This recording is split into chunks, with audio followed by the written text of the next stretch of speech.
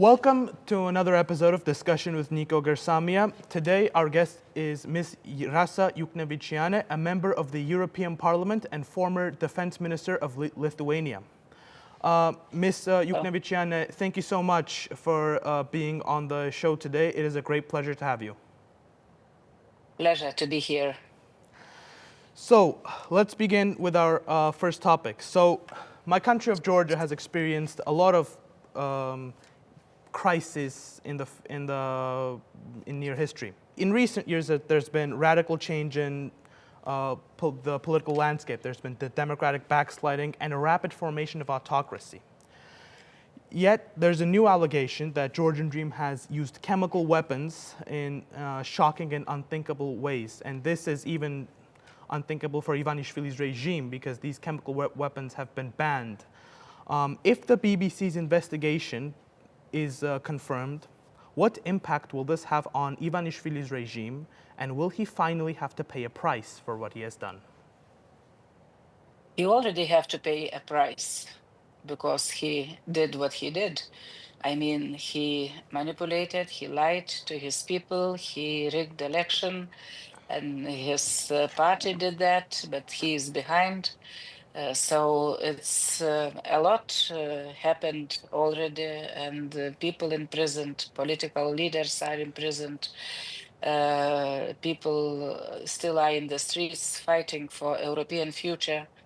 And he was the guy who intentionally occupied the whole country. Georgia became like captured state, and he turned the direction of Georgia from European path to more Russian style of regime and Kremlin style of regime. So those this new information from BBC must be investigated, and the independent commission must be held, and it's the only way how Bezin Ivanishvili and his regime can prove that if they didn't that, they are not able anyhow else to prove that they were not using this gas. So the only way for them to ask international independent investigation themselves. But I don't think they will do this. It means that they are hiding something, and they feel they know what they did. So this is my response, of course. But the people in Georgia have to decide on that regime. And unfortunately, people for more than 2 terms, many of them, they trusted in this Georgia dream. And they voted also for them. Not all elections, not always elections were rigged or stolen. But now it's the past. So that's why I think it's so important for everybody else outside the country to learn this Georgian lesson and fight before it's not too late, as Mzia Maglobeli is always saying, fight before it's not too late. So Georgians now are showing that they are late, but maybe not too late to fight this regime. Of course, and we have seen a lot of resistance against the Georgian Dream government. It's been over a year where protests have been held at Rustaveli Avenue every single day. Now, the European Union has sanctioned a lot of Georgian Dream members, whether that be ministers, MEPs, or even the Prime Minister. However, a simple visa restriction is not enough. I mean, a lot of their families are still going on shopping trips to Milan. So from your perspective, what else could be done to, let's say, sanction them even more? What kind of sanctions could we see in the near future? Because the use of chemical weapons, the last people who did this were Gaddafi, Saddam Hussein, and it's just shocking to see that, you know, this is still happening in the 21st century. What else, what kind of sanctions could we see? First of all, EU was not able to implement sanctions because of Bezina Ivanishvili friend Viktor Orban in Hungary. And sanctions they are possible only when everybody agree, every single member state. These are our rules. I would say, unfortunately, we need reforms inside the European Union to change this. But nevertheless, until now, we live with what we have. Sanctions from member states, they are possible, and the European Parliament several times in different resolutions, also in previous report on Georgia, me as rapporteur and other people, we put this into the text. We were urging and still urge member states to be more tough and to make decisions to implement sanctions against those who are responsible in this country. But unfortunately, some countries, many countries still are not so much engaged in Georgian issue. Today, I will be very frank with you. Unfortunately, many people had hope that in the United States, Megabari Act will be implemented, and that would be some kind of breakthrough for sanctions in the European Union and other countries as well. But unfortunately, we also have, you know, what we have in White House, and the last message, which was related with national security strategy, signed by President Trump, it shows that it's no appetite anymore for United States to fight for democracy in countries like Georgia. So what we have now on the table, we have European Union as a bastion, as the most important body or organization, I would say worldwide, still having huge possibilities to keep going on to support democracies, and also Georgia, including Georgia. But yes, visa-free regime is also on the table, but it's also rules are rules. We have to follow our own rules. It means that Commission alone can implement two options, or to ban visa-free regime for the whole statehood, for the whole people, which is not good, I think, and nobody support this in the parliament for sure, because we don't want to punish the people, Georgian people. And other option for commission they have is diplomatic passports. But for the broader list of the people, broader people, to ban visa-free regime for those who have regular passports, it means sanctions. So they have to go to European Council, and there again they need unanimous voting. So the most possible option up to now, until I think I don't know when it will be done in the European Commission. So all those will lose opportunity to have visa-free regime for their diplomatic passport.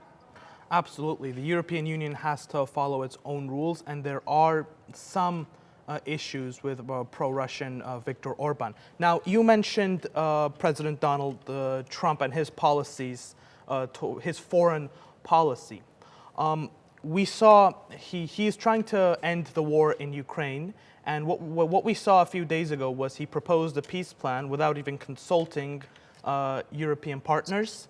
And now there are Ukraine, Russia, and the United States are going back and forth working on a peace plan.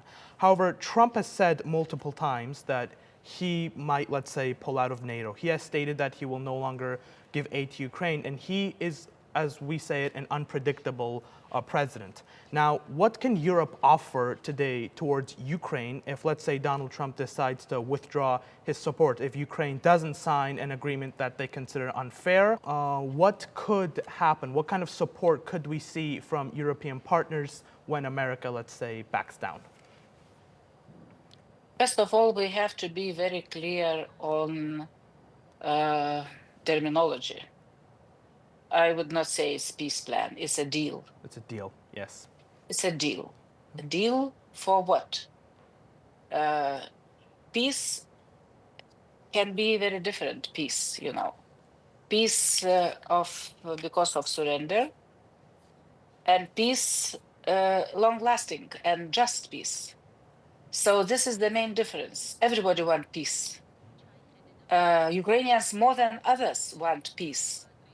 And the guy who launched this terrible war, Putin, he is the guy who don't want to have peace. War for him is like part of his survival, and Absolutely. to and enlarge his empire, colonial empire. So about Trump, yes, he maybe is idea to make a peace is sincere, but it means that sometimes you can be sincere, but you cannot do the best solutions, because this deal with the dictator is very dangerous. It's very dangerous. I mean, it's almost like history repeating itself. Yes, of course. It's like year before World War II. I don't know if President Trump is very deep in history. I doubt. And what his proposal to how to say, not to punish the guy who launched this war, and he is war criminal. I mean Putin. So it means that it's very dangerous example and repetition of the history, which is very dangerous for countries like us, Baltic countries, like you, Georgians, like others, because it will be not the end of the war. Putin, of course, is very happy when they got this strategy, national security strategy. I am following their propaganda channels, and I see that they are more than happy with that.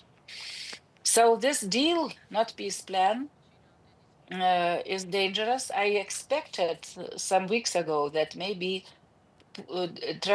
President Trump will understand that Putin is cheating him, that he's humiliating him, that it's not about peace at all. But nevertheless, we have what we have. So now about Europe, what we have to do.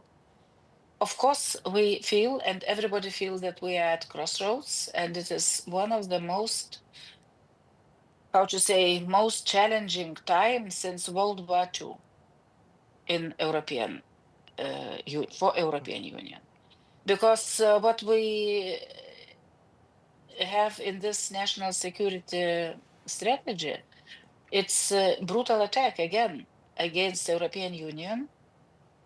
And we have now three, not different, but unfortunately, in one union directions, they are fighting. I mean, against the European Union, we have fight against the European Union from Russian side. We have fight from American side now, White House, and still somebody believe in Congress, me as well. I still believe that United States, they are democratic country, and they will be able to stop this terrible policy, and from inside. So it was clear message for those who are against the European Union, pro-Putin, and against Ukraine, those far-right forces, to be more united and to use this help from across the ocean to destroy European Union from inside. So looking into Georgian issue, you can imagine yourself that a lot is on the shoulders on your people themselves, including opposition, to be more united, to keep your people alive. I mean, your network of your civil society, which was built already, young people, not to lose the hope, not to leave the country, but to be prepared for the momentum for your country. So these are my thoughts, maybe a little bit not too optimistic, but nevertheless, we have to see the right diagnosis in order to have the right treatment to the situation. And we in European Union, we have no other choice than to keep going and even strengthen our defense and security. First time in the history, European Union was not designed for defense and for security, but now we have to go forward with such project, which already we started to build up the fundamentals at least, and also member states have to recognize the importance of this momentum and to build maybe not alternative structure, which is not possible now, but at least to strengthen NATO part of NATO, which is a responsibility of Europe. And this here, American president and presidents before, they are right that European part or European pillar of NATO was not sufficient and was not enough. Member states did not enough to be equal partners with the United States. So this is a momentum. European Union was built on the fundamentals of the crisis. It was built after the World War II to maintain peace, long-lasting peace. Then we had, and that was for what? For economy, for trade, and at the same time, NATO was founded to keep this hard security issue, transatlantic relationship. We always were counted on our strong transatlantic relationship, but now we don't know how long and how many American influence or input will still be in NATO. So that's why we have to strengthen our NATO European pillar and move forward with European defense project. Of course, and I believe that European defense is very important. Trump, in his security doctrine, stated that he wants Russia to come back to the game, maybe even come back to the G7 summit, making it the G8 again. Now, on the other hand, Trump's statements create an opportunity for Europe to build up its forces once again. The European countries, European partners, have been too reliant on US defenses for their security. We've been hearing words about a grand European army. We see lots of European countries, including the Baltic states, including Germany, including Poland, invest much more money than they used to into their military. Poland is a great example because they have radically grown their armies since 2022. Now, we see that these countries are working to build their armies up, and we hear rumors that they might be preparing for a conflict with Russia, or they're using it for deterrence. Now, as former defense minister of Lithuania, can you please tell us what the timeline is for Europe building up its militaries, and what kind of deterrence could this offer from further Russian aggression? Could countries like Ukraine, Moldova, and Georgia be a part of this European army that we hear online? Look, it's too premature to talk about European army. We are not ready for that, and we don't need that up to now. We need to strengthen our European armed forces in every single country, and to strengthen NATO pillar of European pillar of NATO. And what we can do from European Union side, as Brussels people mean, it's Europe is larger than European Union. So European Union what we are doing now, European Union must do what they can according to our treaties, because treaty, before joining the European Union, every single member state had referendum, and we agreed on treaty, European Union treaty. And there is a very clear article saying that security and defense is competence of member states and foreign affairs. It's not competence of European Union. It is now. We are moving to that. We have a defense commissioner. We have now Security and Defense Committee in the Parliament. We have highest representative responsible for foreign affairs and security in the framework of Commission and Council. But nevertheless, the main competences for security, to build up armed forces, to take decisions, to have military component is under the member states. It's not European Union. So it's premature. It's too, not yet time came to speak about one or single European army. By the way, NATO don't have army also, because NATO is the chain of armed forces of different member states, and they are organizing themselves daily, interoperability, everything, common exercises. So they are doing this, but it's no armed forces. I mean, NATO armed forces like this. So let's leave this question. Now we have to do what we must do. It means, first of all, defense spendings. Defense spendings increase dramatically, and countries will spend much more than they were doing before. But nevertheless, some countries are behind, like Southern European countries, Spain, Portugal, others, they are not spending enough, unfortunately. My country, for example, next year, our budget plan will be at about 5.38% of GDP.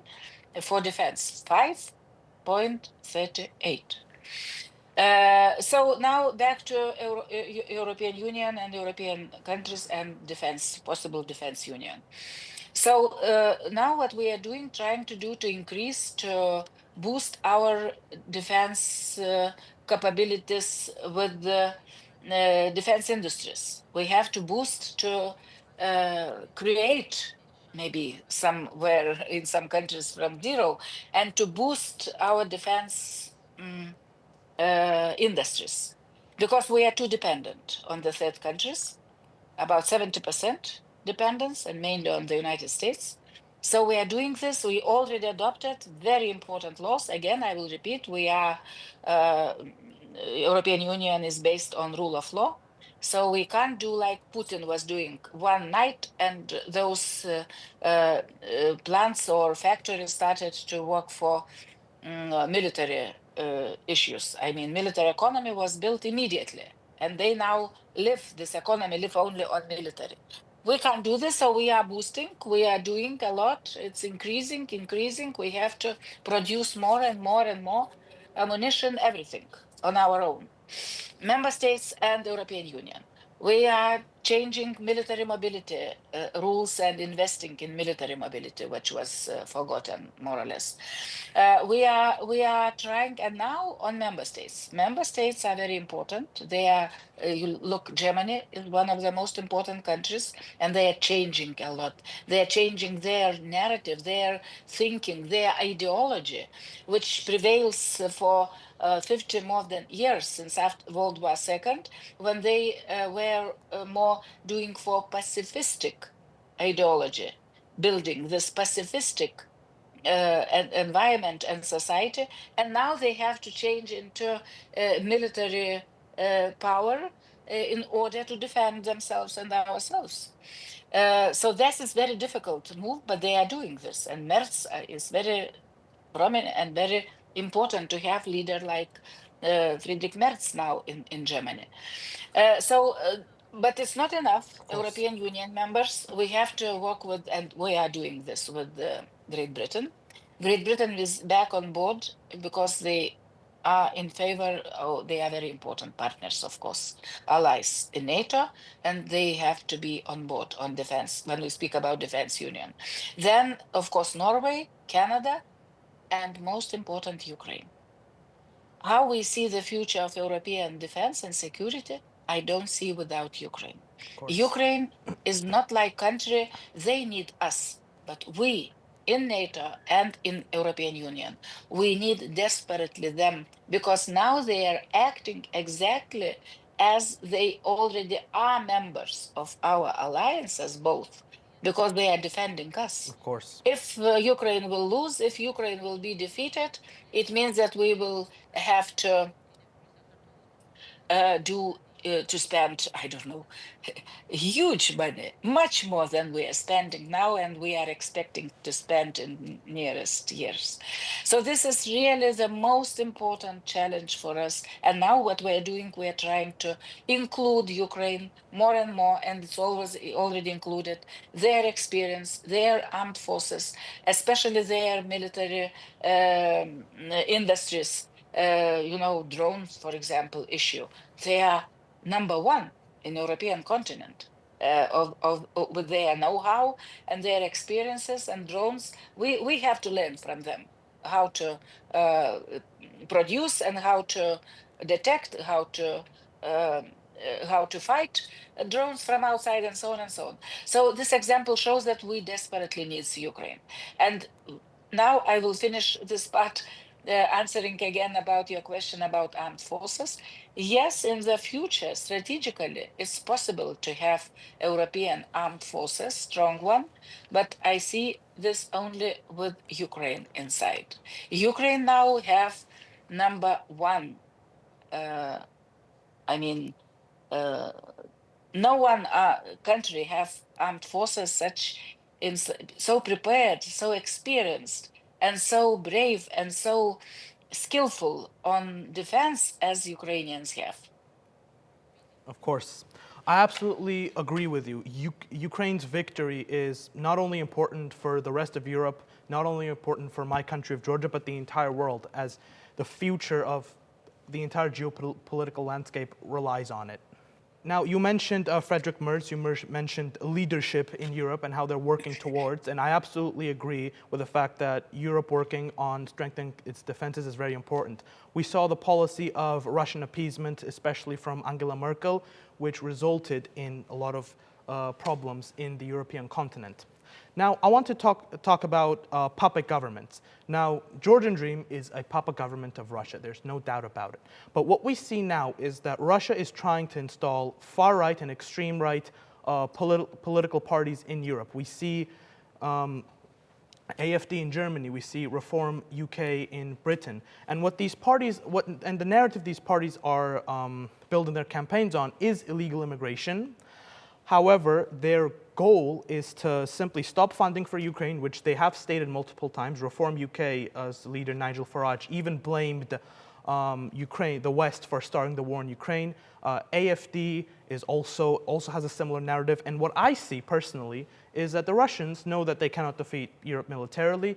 They know they cannot divide them externally. They have to divide them internally. So, in my opinion, what's happening now is that the Russians are using all their propaganda sources, using all their intelligence agencies to somehow get these parties elected into governments democratically, which the Russians seem to be using as a weakness towards Europeans, even though it's their biggest strength.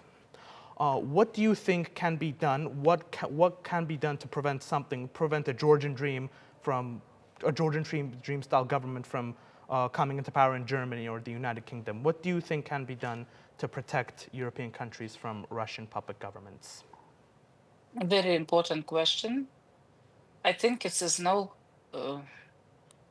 silver bullet, to tackle, to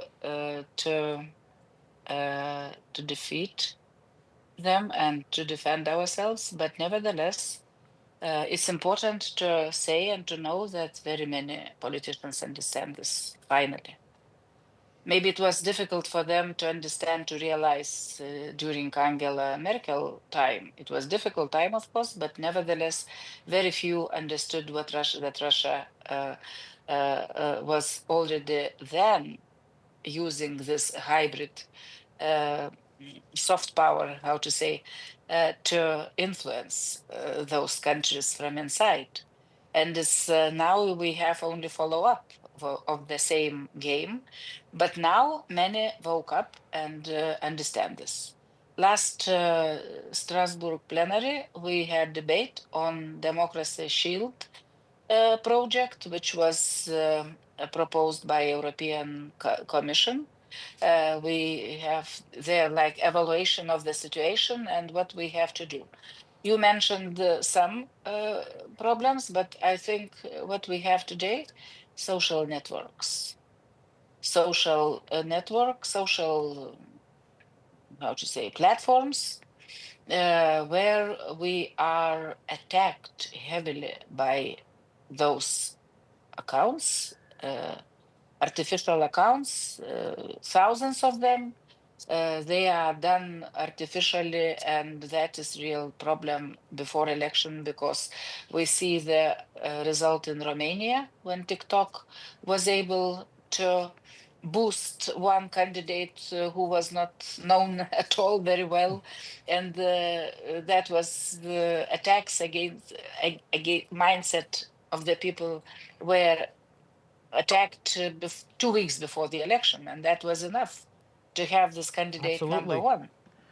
So Moldova is a good example how to fight. They know, and they were able to win. That was really a very important battle and victory. So that's why today the fight, and Elon Musk was not happy because of the fine, or because of the decision in European Court to for their activities with those everything, we know very well what's going on, those lies and so. So the same can happen with other social platforms, but still it's not easy task as well. I know my account is always attacked by those artificial accounts with the same narratives, they are repeating and repeating and repeating the same lies. Absolutely. So this is one of the most important. So what to do? Of course, first of all, education. It's not easy, but nevertheless, it's no other way. It's like to be educated to drive the car. You have to have some licenses. You have to know basic knowledges how to operate your car in the streets together with other cars. So now we have this, somebody say that it's freedom of speech, but it's not. Lie is not democracy. Lie is working against democracy.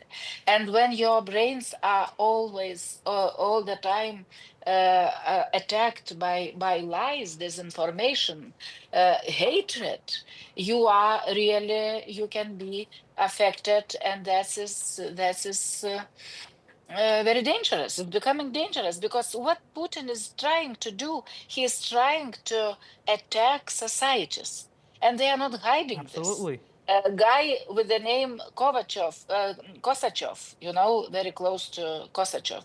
He is one of the masters of propaganda and so-called politologists. Several years ago, he mentioned that their task is to go directly into the societies of European countries, directly to overcome, to circumvent the politicians, those who are in institutions, more educated, but go directly into the societies and change their mindset. So this is what we see now, and it's not easy fight, but we have to find solutions. Of course, and I see this is being done on TikTok mostly, which is a Chinese platform. And what I personally believe is that the Russians and the Chinese are working together to spread their propaganda on the masses of young Europeans. This is not a Russian strategy. This is actually a Nazi strategy. Adolf Hitler and Joseph Goebbels had this policy saying that propaganda has to be directed towards the masses, not a specific group of people. And we see history being simply repeated once again. And look, Putin for me is like Hitler and Stalin in one. Absolutely. I completely agree with that. He's using the exact same methods that the Nazis used. And what I'm personally frustrated about is that the West is not responding as they should have in the beginning, before World War II began. Of course, the Munich Agreement was one of the biggest mistakes, in my opinion, that the Allies made in the Second World War by letting Hitler take the Sudetenland in Czechoslovakia, eventually led to World War II. Now, I'd like to move on to Moldova, Ukraine, and Georgia. Now we see that Moldova and Ukraine, they're moving towards a European membership. They're moving towards becoming full members of the European Union, and they're making a lot of progress towards it. But however, my country of Georgia is still my country of Georgia's candidate status is de facto cancelled. Yes, it's there on paper, but realistically, we will not be able to enter the European Union by 2030 if we keep this up. So it's basically lost. And my question to you now is what is the timeline for this event in your opinion, and when do you think the Georgian people can get back the opportunity to become full-fledged members of the European Union as they always wanted? First, about Ukraine and Moldova, yes, they are front runners. Some decade ago, Georgia was front runner among all Eastern Partnership countries. It was real front runner and leader champion of reforms, everything towards European Union. Unfortunately, now situation is difficult, is different, very different.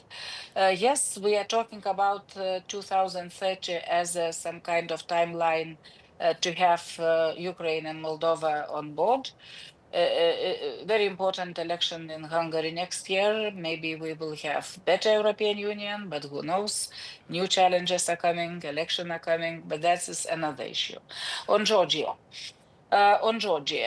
of course, even before election, I mentioned several times giving interviews to your media saying that Georgia Dream or Bidzina Ivanishvili and membership in EU, those are incompatible. I agree, Incompatible. absolutely. It's not possible. Be it somebody maybe will not understand this. They will say that I intervene into your affairs, but I am responsible for evaluation of the situation in Georgia on European possible membership. And last report from European Commission, which was introduced to the Parliament months ago, about all candidate countries, all, including Western Balkans and 3 countries from Eastern Partnership area. So never ever before, during the long period of enlargement, which started not yesterday, and always every candidate country had those evaluations, from European Commission. Never ever such a bad evaluation happened as happened with Georgia. It's the first time in the history of enlargement that country which applied for membership have such bad evaluation and report from European Commission. It's really sad, very sad. When I was appointed as standing rapporteur for Georgia last year, before election, I expected to work together with Georgian politicians in order to use opportunity and open window, which was opened by Ukrainians, to use this opportunity, historical opportunity for Georgia to become member of the EU. Now is darkness, despite that I still believe that Georgia and the darkness is Ivanishvili. deserved, of course, that Georgia deserved to become a member of EU. Same like with Ukraine. You need EU, but we also need to have more democracies around, because democracies are not fighting among themselves. Democracies are not launching wars in between neighbors, or countries. They have discussion. They have maybe sometimes some kind of problems, but not the wars. So it's our interest to have democracies wider than only European Union, and to have countries like Georgia democratic, but not part of Russian Empire, Of course. formally or informally.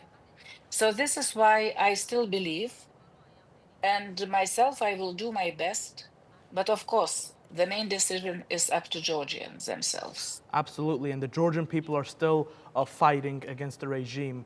And the darkness that is upon our country, I genuinely believe that it will be soon lifted and we will soon be liberated. Now, for our final question, it's going to be a short one. What advice would you give to a 17-year-old high school student who is finishing school this year, who wants to pursue a career in politics? Look, it's everything we talked already in this podcast. It is about young people. It is about their future.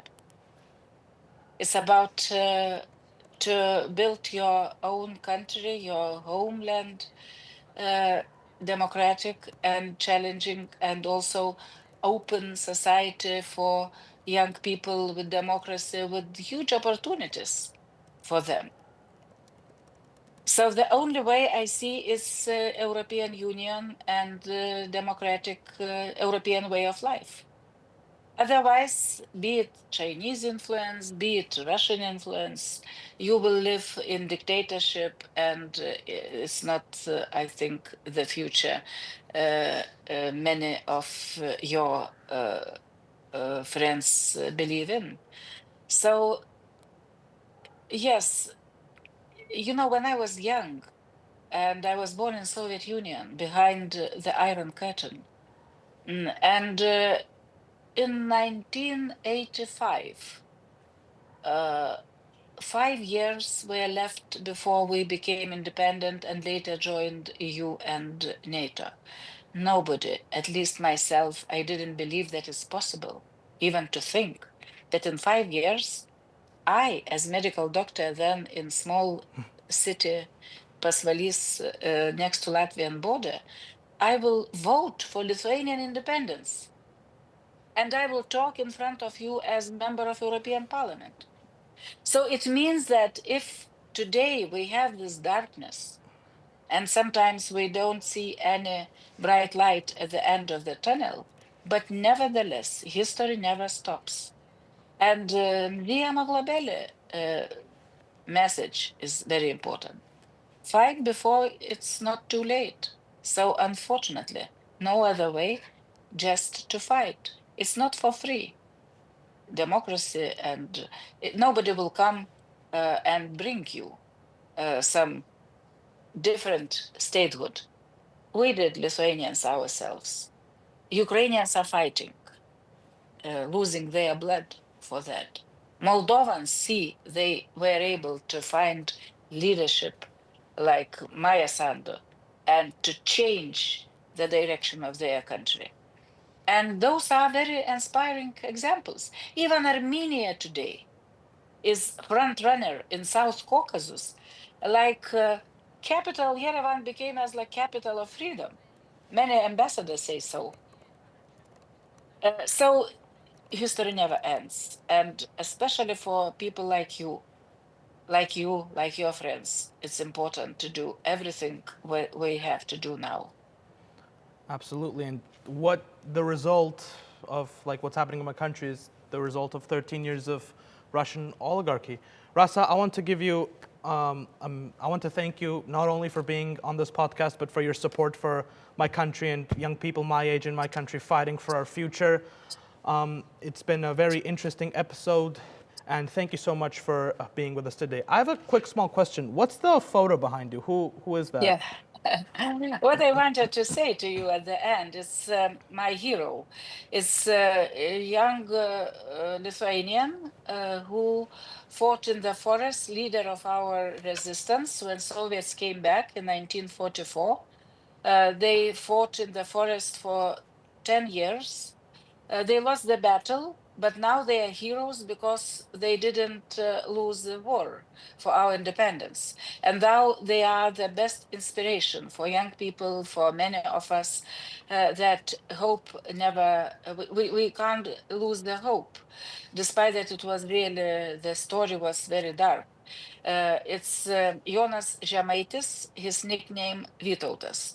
If you will find in Google or ask ChatGPT about him, you will find really story hero about the hero who deserves to be well known, not only in Lithuania, but also in the whole Europe and worldwide.